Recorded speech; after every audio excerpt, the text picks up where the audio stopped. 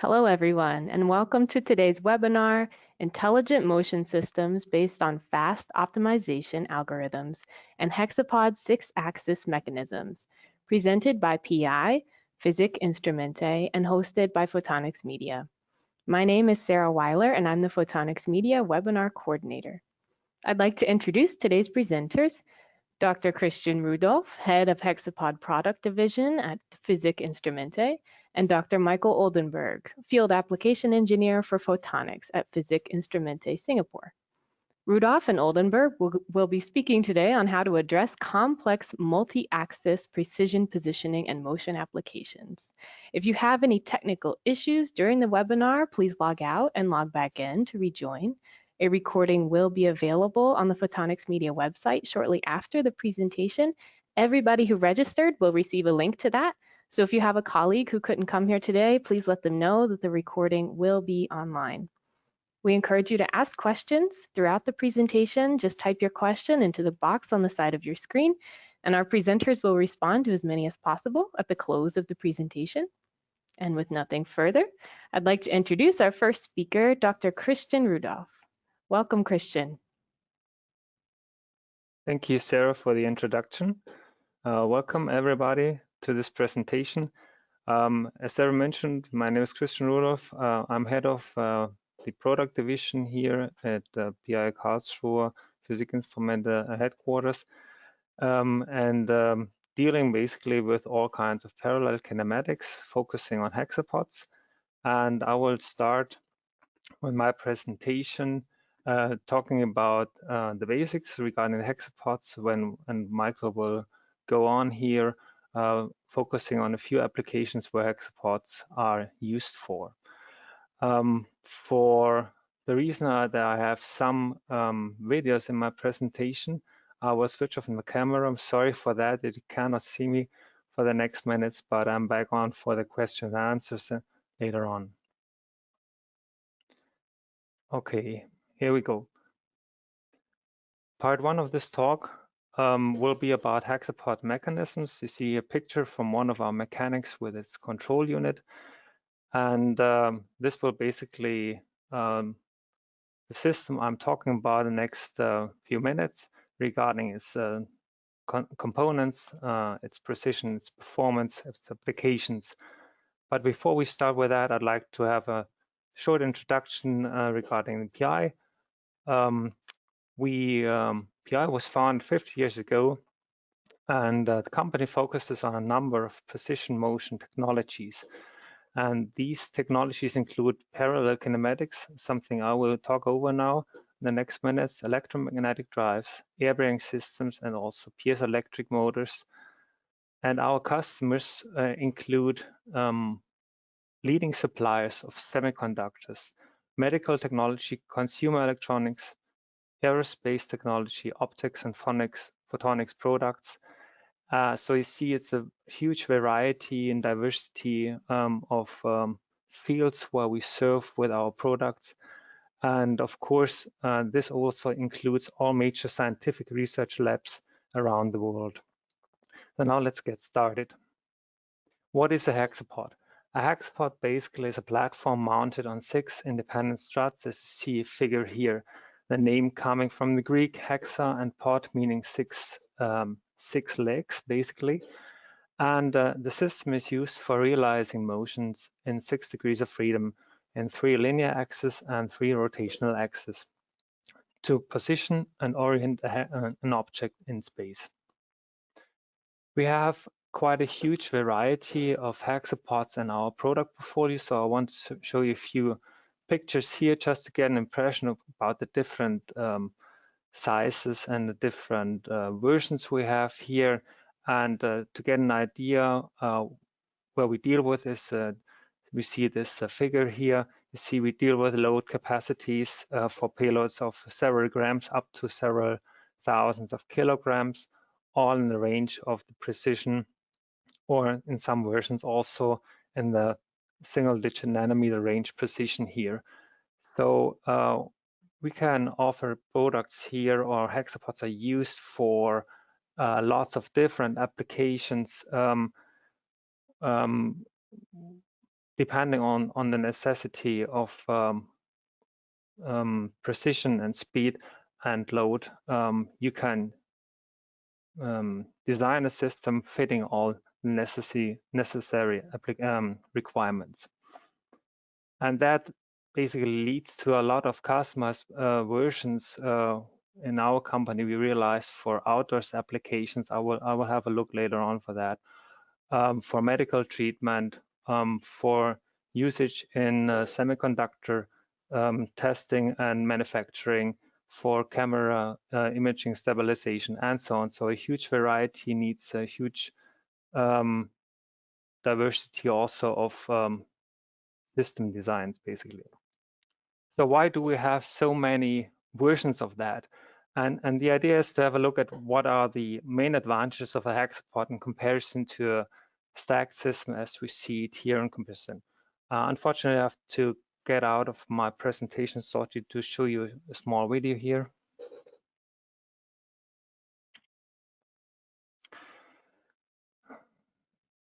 Basically, what you see here on the right-hand side is a stacked system where you have 3 axes, one going into the one going into the back, to the left, upwards for realizing 3 translational motions.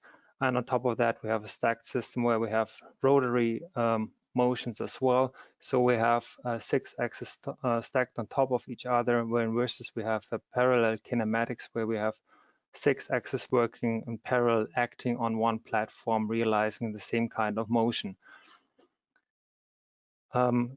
Some of the advantages you see here directly, the parallel kinematic setup is much more compact because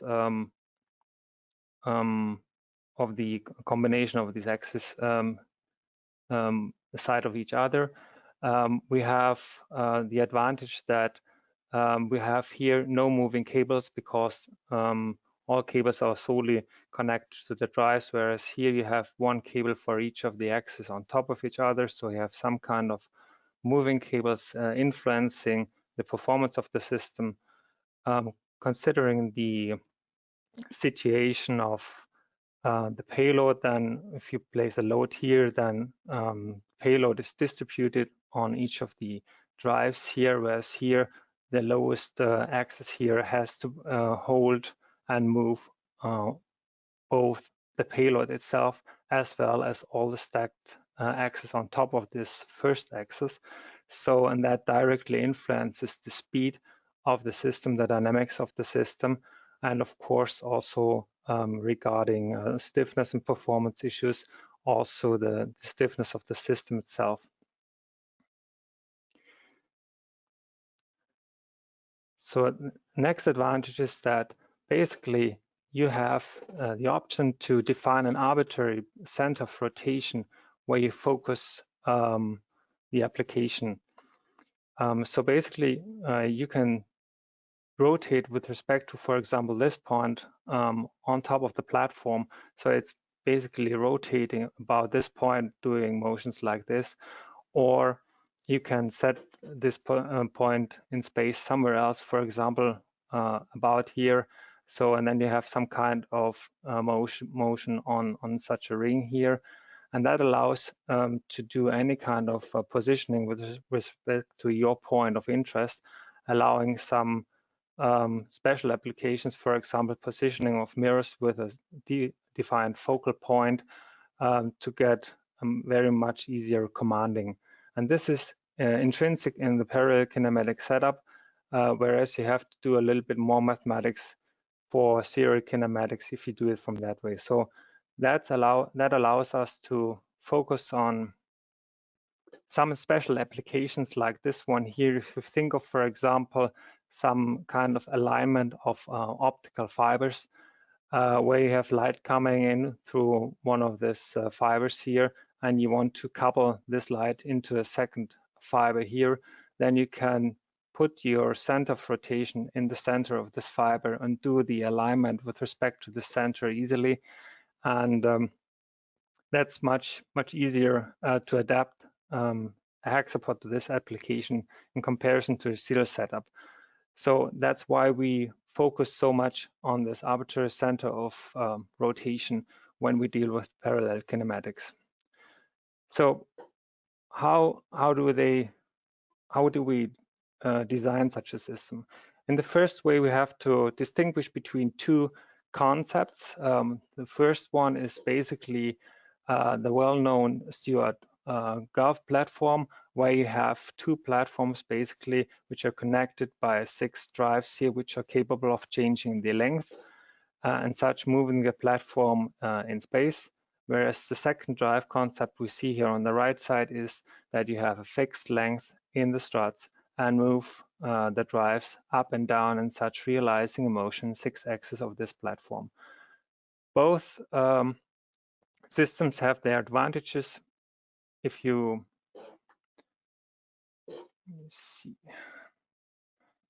think of the applications here, some examples, this hexapod here was realized based on this version, the way we exchanged the where we changed the length of the strut itself.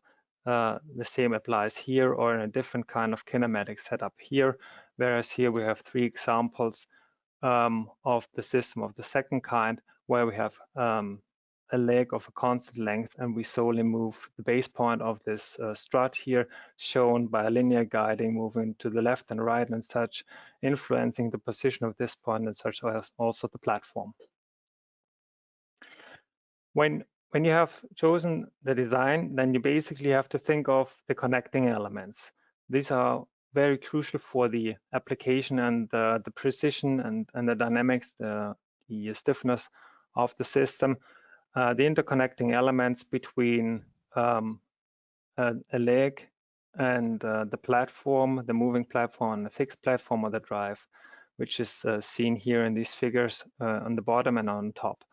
And there's a huge variety depending on your requests, on the requirements of the applications, where we have to choose from. So in the standard manner, we can easily think of spherical joints, as seen here in this example, and very easy to integrate and to handle, and easily available as well, but limited in requirements regarding stiffness, for example, and travel range or angular motion range.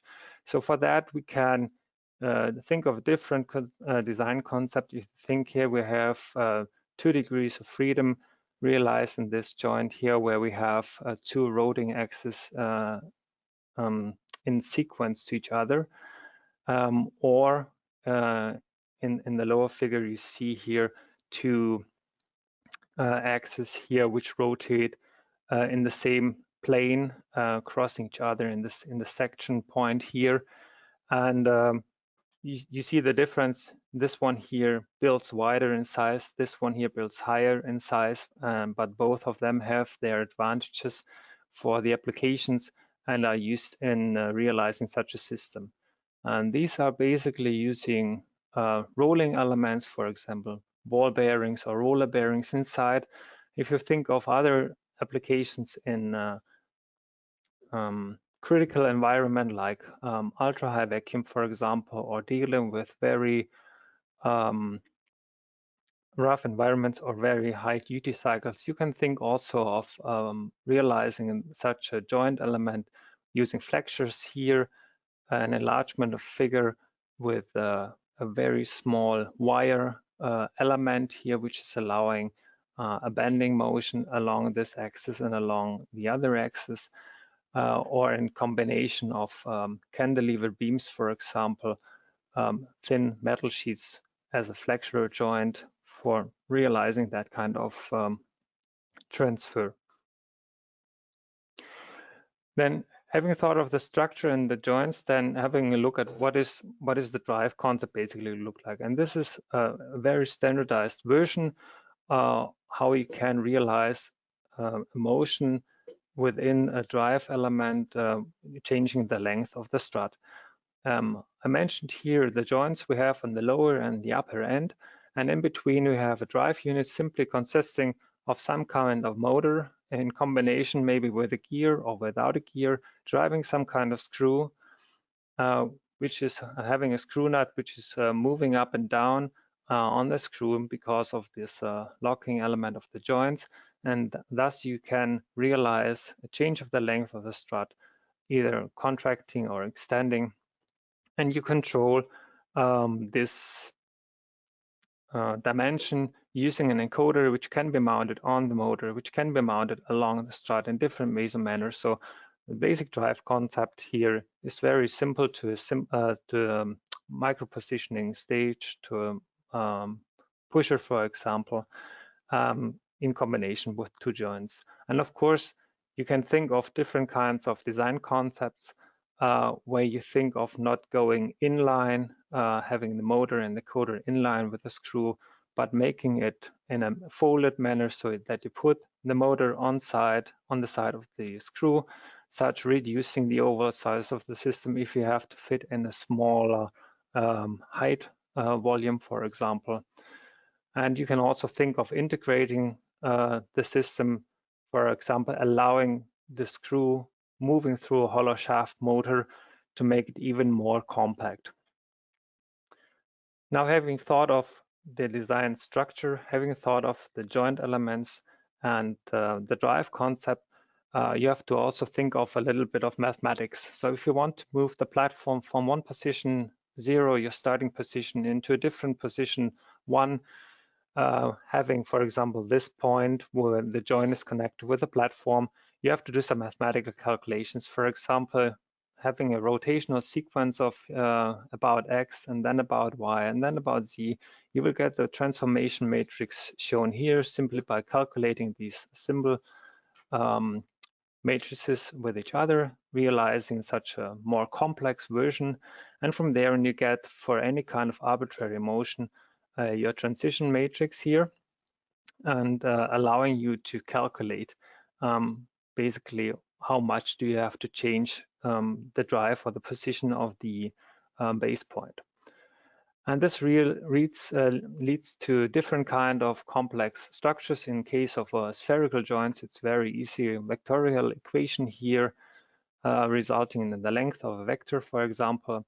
And this gets more complex depending on the joint design, where you have to think of how to calculate the turning angle of the joints. For example, you get here two-dimensional equation, and this basically can be solved, for example, using matrix inversion and iteration process for joints for legs of changing length. If you think of the same system having struts of constant length, then you would end up with a very simple drive equation if you have spherical joints, for example, and a little bit more complex equation if you think of having also joints with axis offset in its design.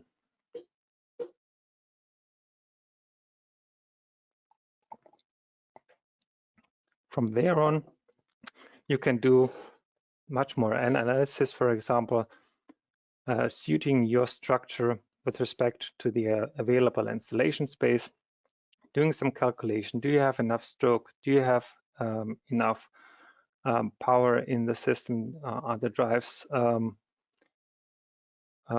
strong enough to move the payload you want to achieve?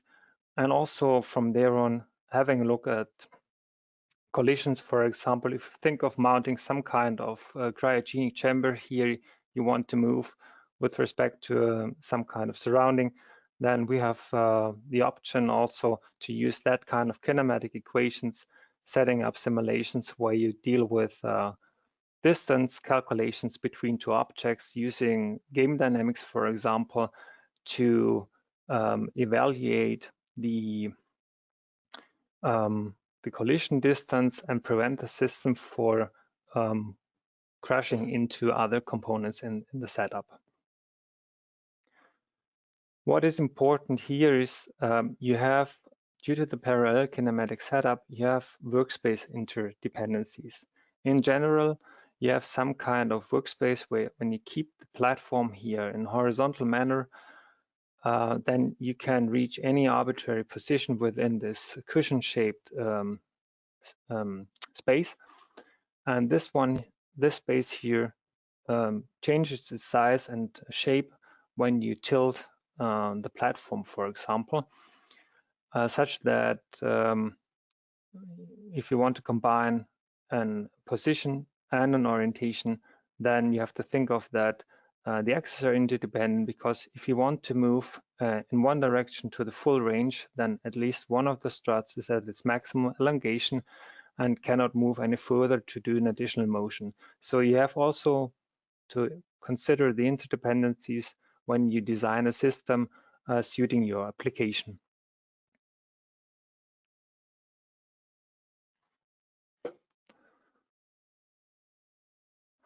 What else does belong to a hexapod? I've spoken to the mechanics in general before, but of course you need some kind of electronics inside as well.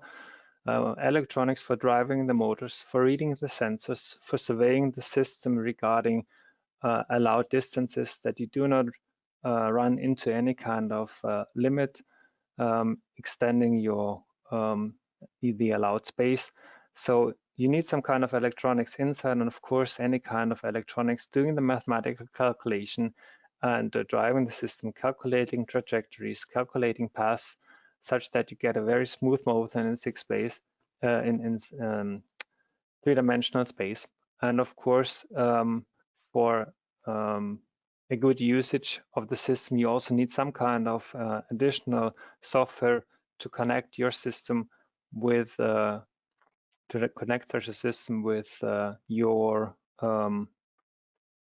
your application system using arbitrary communication, for example, based on code on MATLAB or LabVIEW or whatever else is handy for your application, and adapt that with each other to get a proper and smooth usage. What kind of applications can we see from there on? I want to give you a short insight about the variety of applications we dealt with so far, to see that why we need so many different sizes, and where actually there's so much need to use such a system structure setup. We have here protected versions where we shield the hexapods to external effects, for example, against dust or dirt, or sometimes also wind and rain.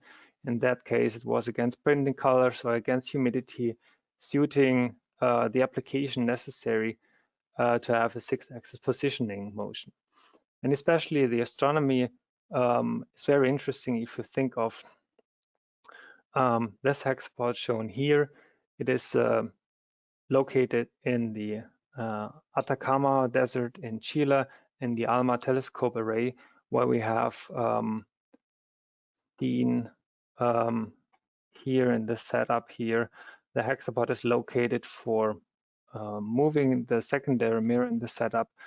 You see here during the installation phase, and it came to quite some recognition last year when we saw the first images of black hole where the data was actually collected using this telescopic array. Of course, then you can think of application examples in automation processes where you have assembly. Here, exemplarily shown mounting car doors with respect to the car frame here, aligning regarding the distance between these two elements. And we have applications realized where we actually have very dynamic motions in 6-axis for qualifying cameras and image stabilization processes here. Some videos here shown, or some pictures are shown taken from videos presenting the testing of a Google Pixel 2 camera, or where we have single lens reflex cameras tested such that their image stabilization processes work properly. What we use is the simulation of the human tremor when you stand and hold the camera, want to take a very smooth, nice picture, or when you do a video while you're moving, to simulate that kind of motions for improving the stabilization algorithms. And of course, we have the application in silicon photonics, where we have the alignment of fibers with any kind of elements to be tested, like shown here, a silicon wafer, where we couple light into the system and out of the system. And from there on, I would like to hand over to my colleague, Michael, who will give you a little bit more detail about that application. Thank you.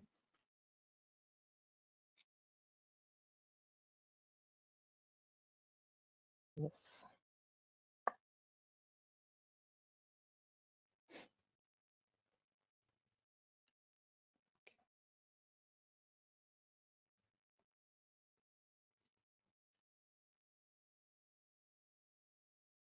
Okay.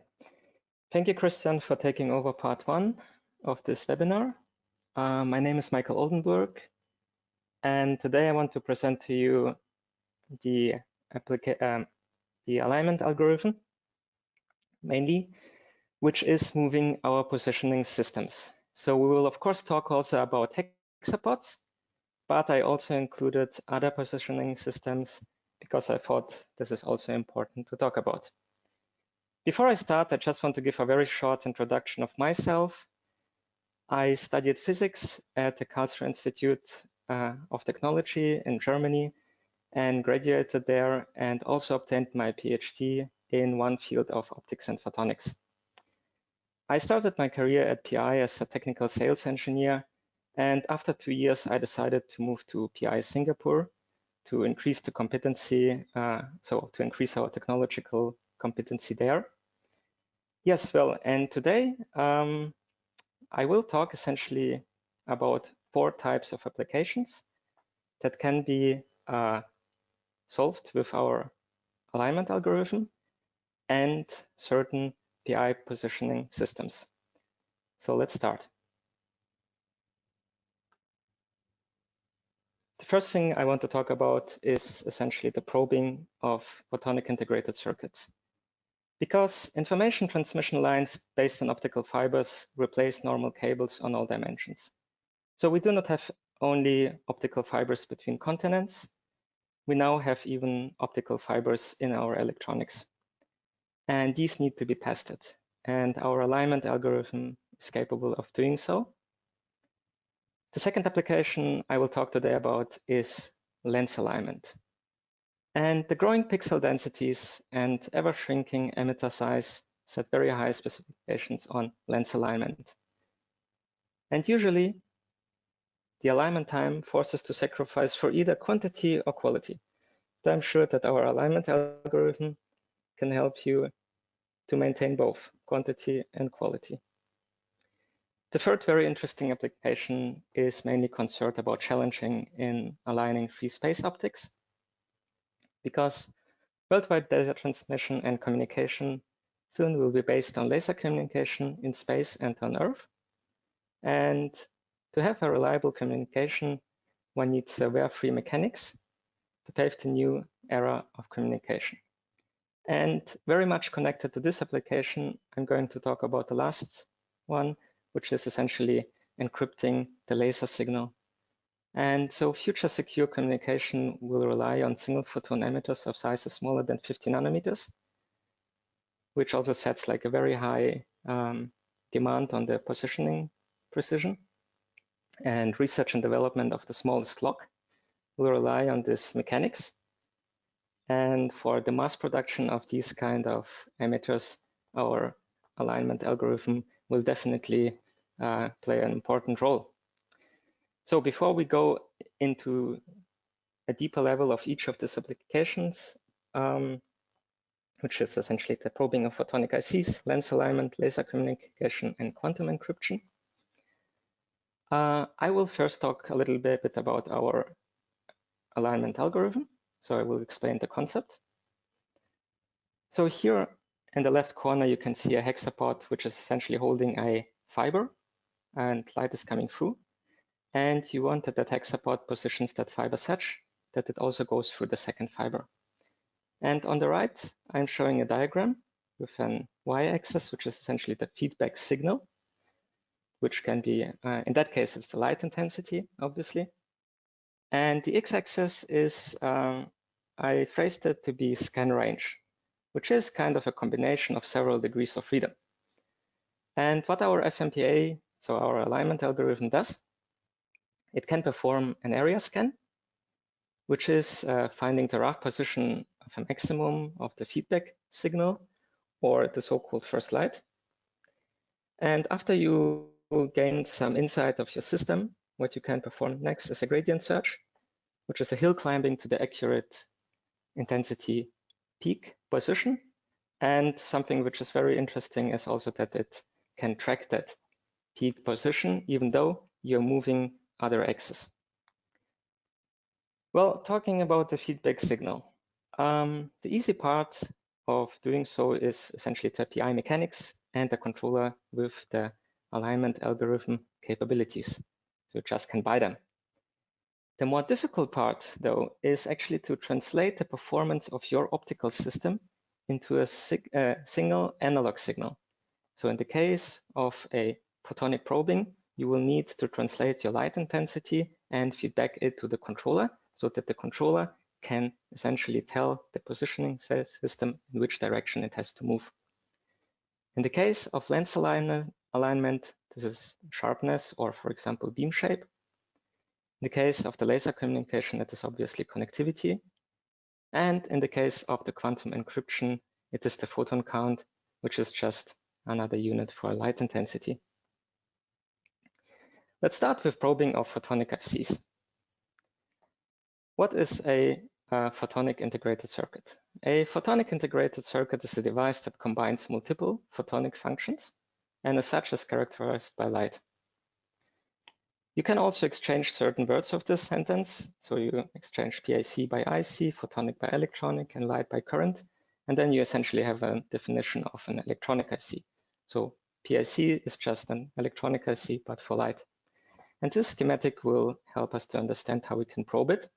You see in the left bottom corner the entrance of the waveguide, so the white line.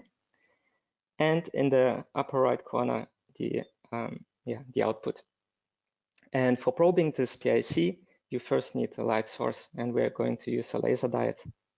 Then, of course, you need a light guide. So you need to guide the light from the laser diode using an optical fiber, such that it can reach the light contact, which is in that case a grating. Grating helps you to couple the light from a vertical direction into a horizontal direction in the PIC. Well, on the other side, we have also another grating and another fiber, which leads us to the photodiode, which then feeds back the light intensity and commands our system to position both fibers, so on the left side and on the right side, such that you can check, okay, the PIC is properly working. And here you can see such a photo of a real system. It's more or less the same one as Christian showed to us before. It's using our F712 system to probe a photonic wafer. And it works pretty good, and we are very happy that it performs that well. Let's go to the second application, which is optical alignment on microemitters.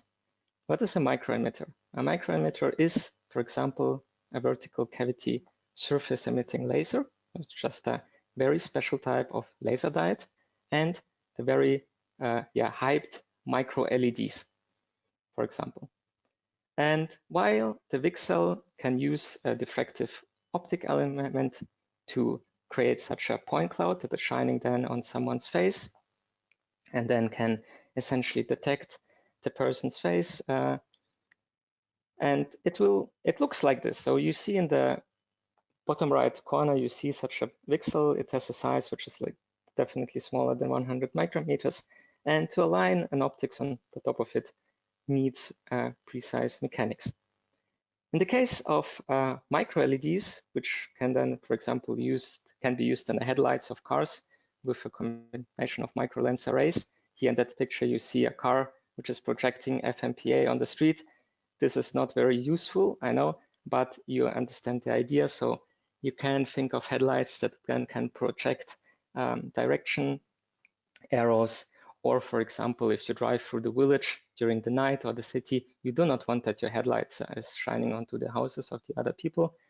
So these things can be made possible by using micro LEDs. And again, in the bottom right corner, you can see an example of such a micro LED of a size of 60 micrometer. Well, and yes, as I said, you want to put on top of these images some kind of optics to optimize your beam direction or your beam shape. Let's look a little bit closer into this application. So here you can see the cross section of a pixel. Then we have such a lens, it's a micro lens. You have a CCD sensor, which is essentially feedbacking the signal again to our controller and tells the mechanics what to do. And you can, for example, look onto the beam shape and you say, okay, I don't want to have the beam shape looking like this. I don't want that it is focused. I want to be it collinear parallel beams. And by moving the micro lens and looking at the CCDs, and so you can adjust the beam profile width, which can be then fed back into our controller. Then you can also move, of course, the lens up and down to adjust the beam direction, which can also be used as an optimization parameter. Well, and then we have the question about rotation. So do I really need to rotate the lens? And this is a little bit depending on your application. For near field applications, the rotation of the lens will not lead to a significant change of the beam profile width or the beam direction. This is why you may say, okay, I don't need to rotate it. I can live with a mechanics which has only 3 degrees of freedom. However, for applications where you are working with a far field, like for the headlights, you want actually also to control the rotation. So you want to rotate the lens and optimize it as well. Beside the beam profile width and the beam direction, something that might also be interesting is the light outcoupling or the external quantum efficiency that you can use to optimize the position of your lens on top of your micro emitter. Talking about the positioning systems, well, for the far field application, you might think of using a hexapod. Here in that case, I'm showing an H811. In the case of the near field application, you might think to use a nanocube, which has only 3 degrees of freedom, but has a significantly longer lifetime than a hexapod.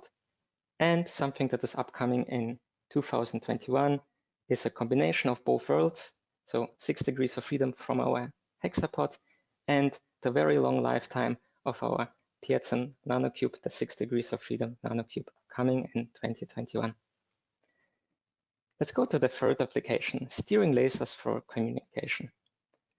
Well, what is the idea? The idea is that cities have usually high internet speeds, but rural regions, they usually have low internet speed or maybe even no internet.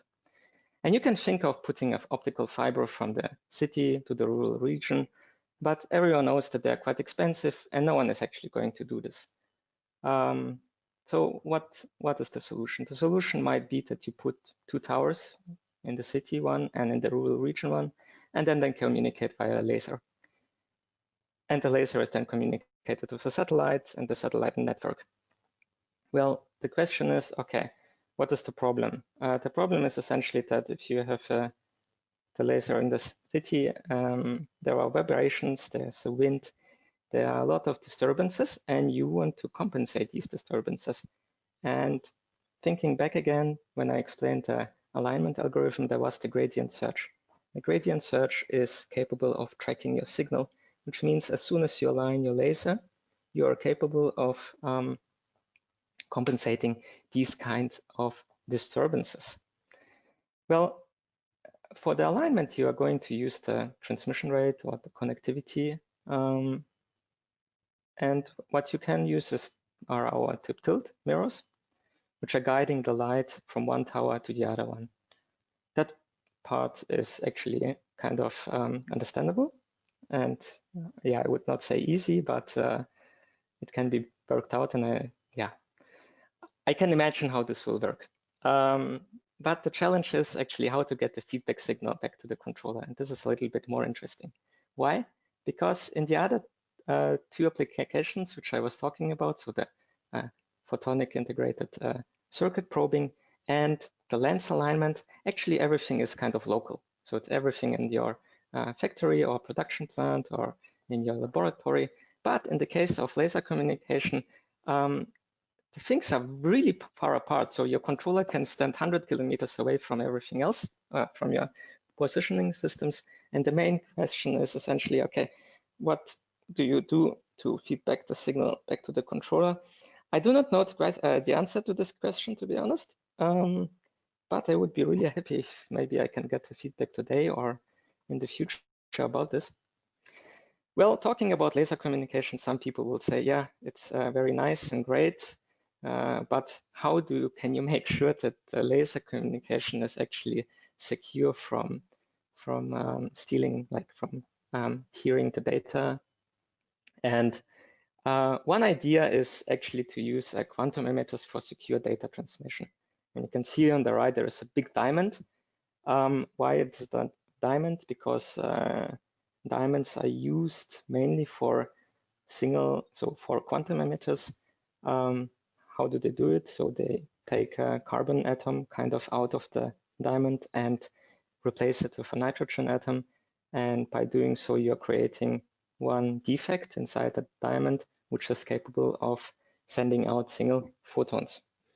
And how can this be used for securing your laser communication? Well, the idea is mainly that if you have your single photon emitter, so we have a lady who's called Alice and she sends the data. So you see the single photons, they're flying out. And then we have the Bob guy who's reading the data. And if Bob reads the data and everything like in between Alice and Bob is not disturbed, then he will get a correct rate of 50%. Yeah. And if there is some evil person who is stealing or reading the data, yeah, then Bob will read only 25% correctly of the data. And then he can say to Alice, hey, Alice, something is going really wrong, like we need to stop the communication, someone is reading our data. I will not go too much into the detail of this. There is a very nice video by Vadim Makarov on YouTube who is doing the introduction to quantum cryptography and is explaining this 50 to 25% in more detail. Well, what has PI to do with the quantum emitters? We essentially supported a research group who developed ultra-fast quantum photonics, like who developed very bright quantum emitters. So they used our P563. They put a very small quantum emitter on top of it. And they had the array sensor. And again, they excited it with light. They looked into the array sensor. And our FMPA, so our alignment algorithm, helped to track the position of the highest intensity of this quantum emitter and helped the research group to characterize it properly.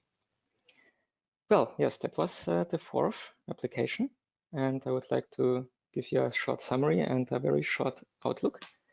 We talked about photonic IC probing, and something I would like to say is that, okay, I said that we are going to use grating couplers to couple in the light, but in the future, you want to save actually space on the wafer. You do not want to put any gratings on top of it and waste the space. So instead of using a grating, edge coupling will be the dominant way of probing the photonic integrated circuit. But even here, we having like our machines are used in the field that can perform this. And something that might be also interesting is that added flexibility will be added via EtherCAD, so the industrial automation and photonic automation will be combined. For the lens alignment, there will be a more detailed presentation, hopefully in the future soon, where we will explain a little bit more about the technique. But our software and 6 degrees of freedom hardware, or maybe even only 3 degrees of freedom hardware, will allow you to align your lenses correctly. Well, yes, the laser communication, as soon as we solve the feedback problem, I'm very sure that the alignment algorithm can work also for this key technology. And the last application was the quantum cryptography to secure your laser communication. And the functionality was demonstrated in the research labs. But for the mass production of them, I can imagine that the alignment algorithm will be crucial to characterize them very fast and very often. Thank you very much for listening. Oopsie.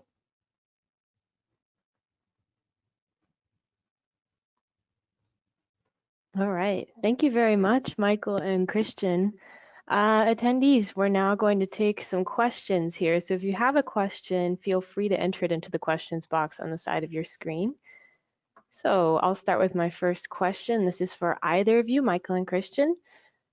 Can a hexapod bind up if the wrong coordinates are entered? Ah, there you are. Hello. Yeah, back again. Do you need me to read that again? Yes, please. Okay. Can a hexapod bind up if the wrong coordinates are entered? This is a matter of the design, basically. So you have to think of the design in the first place, that you design the system such that you do not get any kind of singularities, because then you will never end up in such a situation. This is something you have to think of the design. And then, of course, you can also do something in the software, calculating the trajectories you want to move. If you enter wrong coordinates, then the hexapod controller in that case might warn you, depending on the settings. Basically, the answer is different. So if you command a position which is not allowed because the travel range of your actuator would have to be much more bigger, than our controller tells you the position cannot be achieved. And the same applies regarding the software, that you cannot move into a position which is not allowed within the defined workspace. So this is something you can do beforehand. And the kinematic itself, so if you think of the mechanical possibility itself, if you think of the kinematics, then the design is always such that each of the strut can move freely on its own. So you can fix 5 of the struts and move only one. So you have a full degree of freedom for each of the drives, and can command them basically independently, and the others just follow. And this is something you have to take into account when you design the kinematics itself, because it follows standard kinematic rules, allowing you how much degrees of freedom you have to implement into each of the components, like the joints, the drives, and so on. So you have a few things you have to take care of in the first place during the design, and other options in addition you are capable of handling within your software, so that this does not happen. Thank you. All right, next question. Can you comment on array devices in silicon photonics? They are difficult to align using conventional technology. Yes, right. That's true. And maybe to explain it, why our capabilities are better, it's essentially because the alignment algorithm can perform very different motions in parallel, which means if, for example, you have your array device, you can couple first to the first element, and while performing the gradient search on this first element, you're performing essentially like, okay, so you have these arrays, so you couple first here, and then you can perform an area scan until you find the signal here. Or you can perform area scans at the same time with 2 different frequencies until you see first light, and then perform the optimization. So in that case, I would say, yeah, the parallelism of the alignment algorithm is actually the key technology that differentiates us from other technologies. Thank you. I hope I answered that. And just a reminder, any questions we don't get to today, or if you want to follow up further, we'll give you some emails for that. And there's a contact email for PI right on your screen. Next question, do you make hexapods that can work in low temperature and vacuum environments? Yes, we do that. We have hexapods dealing with vacuum environments up to high vacuum. That is a limit in the area of 10 to the power of -6 millibar or torr in similar range. We have a few hexapods which are also working in ultra high vacuum, where we go down to pressures of 10 to the power of -8 or 9 hectopascal as well. So we have them in the portfolio for special applications, but also standard ones. As for the temperatures, I presented a few of these hexapods used in outdoor environment, like the one in the Atacama Desert, where you get temperatures down to -20 degrees centigrade and maybe even a little bit more. We have other areas where we have telescopic hexapods, so we go into areas of at least -30 to -40 degrees centigrade. So this is something we realized so far mainly for telescopic applications. Currently, we are working on a project where we want to go even further, ending up at 200 Kelvin. So that's minus how much 70 degrees centigrade, so even a little further. We're working on that, but this has not been completed yet. How complicated is the tuning? You mean of the hexapod, I expect. Mm. This is definitely let's say a question to be considered in different ways, because it's strongly depending on your drive concept. If you think of a hexapod where you have, for example, high transmission ratios using a motor in together with a gear and a screw drive, then you have a very slow moving actuator. So the tuning is quite easy because you can tune the system, the axis independently on each other. So making simply the strut itself move for itself, following the trajectory given by your motion controller. If you think of systems where you have much components of lesser stiffness, for example, using flexural joints instead of joints with rolling elements, you have a very, how to say, you have a structure which is itself has not the highest stiffness, so you see definitely interdependencies between the axes. So if one axis is moving, you definitely see the input on the control loop of the other 5 axes, and that takes much more effort going also into multidimensional control. That in that way, it's the tuning is more complicated. So it's actually depending on the application and the system setup you choose. And the application goes into that. If you have a very small, slow-moving system, it's much easier. If you want to do a mixture of fast motions and very high precision of step and saddle, you have to think of a solution how to handle that 2 different application requirements in 2 different phases of the duty cycle. What communications alignment feedback mechanisms have proven unsuitable? Communication feedback alignment procedures unsuitable. So we are relying on an analog type of signal. So based on this, I would just now, I do not know the answer for this question, but based on this, I would say that digital kind of feedback signals are not really working for our alignment algorithm.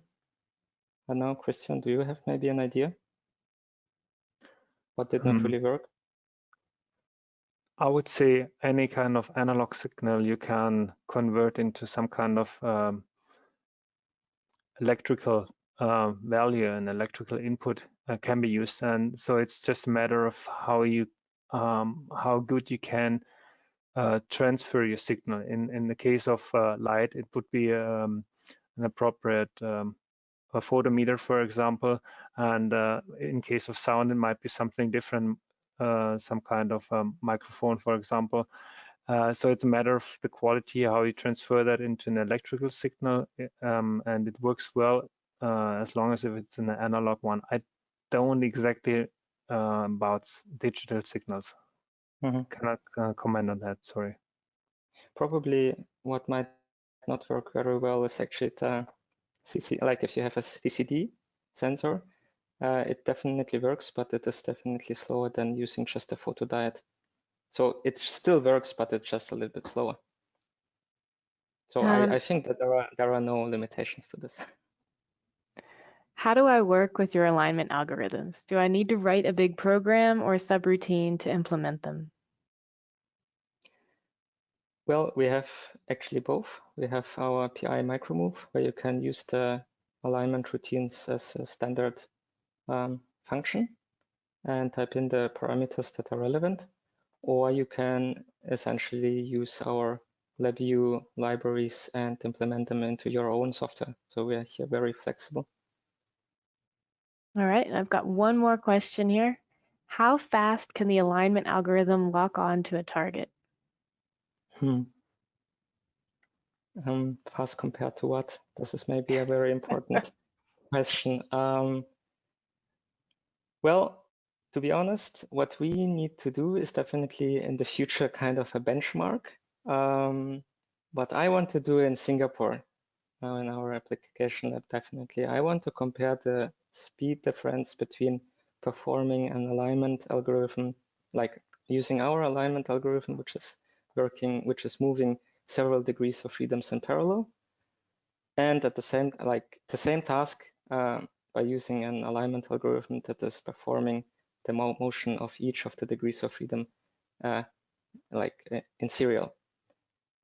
And that would give at least kind of an understanding like how fast we really are, because currently we say we are fast and our customers are very happy. But it would be nice to compare it to something. And I think comparing it to a serial alignment routine would be a very interesting benchmark, yes. All right, thank you very much. So again, any questions we didn't get to today, you're welcome to email PI at the email on your screen or webinar at photonics.com, which is WEBINAR at photonics.com. And same goes for the slides. If you'd like a copy of the slides, you can email either of those addresses. And I'm going to end on what isn't a question, but a comment. Somebody says, thank you, this is really great. And I agree, great job, both of you. Thank you. So I'm going to close the webinar now. I'd like to thank everybody one last time. Thank you, Christian. Thank you, Michael. Thank you, everybody, for attending today. And we'll see you soon. Bye-bye. Yes.